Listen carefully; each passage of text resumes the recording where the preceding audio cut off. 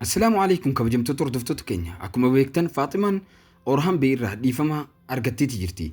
Sana booda gufuun gaa'ila Ibraanusii fi Faaximaa jidduu jiru kaafamee jira. Qoftiin Ibraanus harka Faaximaa yookaan Faaximaa dhaqee gaafachuu qaba ture. Waa'ee kanaa odeeffannoon baay'een hin jiru. Mul'anni baay'een nama kofalchiisu tokkos kan agarsiifame yoo ta'u, Jeerkutaayii fi Naasuu Shalabii jidduutti kan nama ajaa'ibu tokko isaan jidduutti ta'ee jira. Isaanis akka Ibraanusiif isaaf dhaqan itti gaafatamummaa fudhataniiti jiru. Amma garuu Yigiit ammas gufuu uumaa jira. Kun seenaa kana keessatti jijjiirama biraa agarsiise. Kana qofa miti. Faaximaa fi Ibraanus toora baay'ee fokkotaa ta'ee keessatti kiyyoo keessa galchan. Ammasitti maaltu ta'a?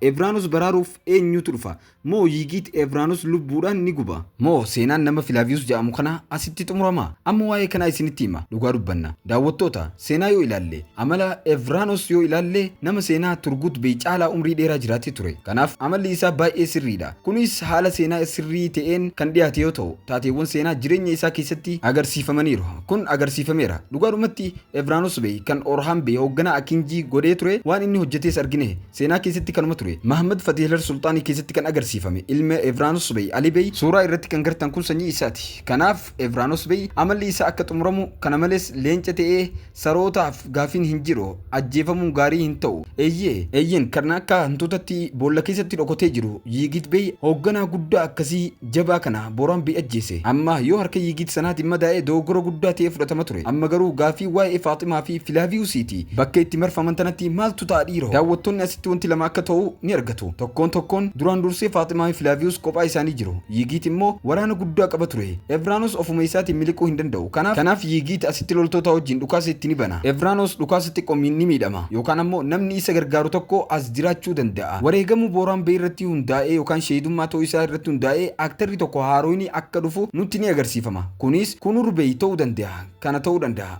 Orhan Bey erga ajjeesee fi ija jabina kana booda Yigiit Bey ammas waan isaaniif malu ni du'a. Sana booda battaluma sanatti Ibraanus fi Faaximaan akkuma daawwattoonni waggaa dheeraa eegaa turanitti isaan illee wal fuudhu. Sargiin isaanii kunilleen akka Yigiit ajjeesaniin booda ta'uu danda'a innitti yaadna. Daawwattoota, eenyutu Ibraanus baraaruuf dhufa jettaniiti yaaddu? Koomentii jalatti nuuf barreessuu hin dagatina isiniin jenna. Akkasuma xiinxala keenya irratti yoo yaada qabaattan yaada keessan karaa koomentiitiin nuuf qooduu hin dagatina. Akkasuma viidiyoo keenya like godhuu akka hin daganne abdii qabna. Warroonni haaroo taatan chaanaala keenya subscribe godhachuudhaan mallattoo bilbilaa ol irra kaa'achuu hin dagatina. Kanuma wal qabatee waa'ee seenaa namoota aktaroota fiilima Usmaan keessa turaniitii fi akkasuma warroota fiilima keessa ni deebi'an jennee yaadnu qabannee dhufuuf yaada qabna. Isinoo akkam jettan? Ni dhufnaa immoo hin dhufinaa jettaniin koomentii jalatti nu barreessuu hin dagatina. Galatooma, nagaan nuuf turaa isiniin jenna.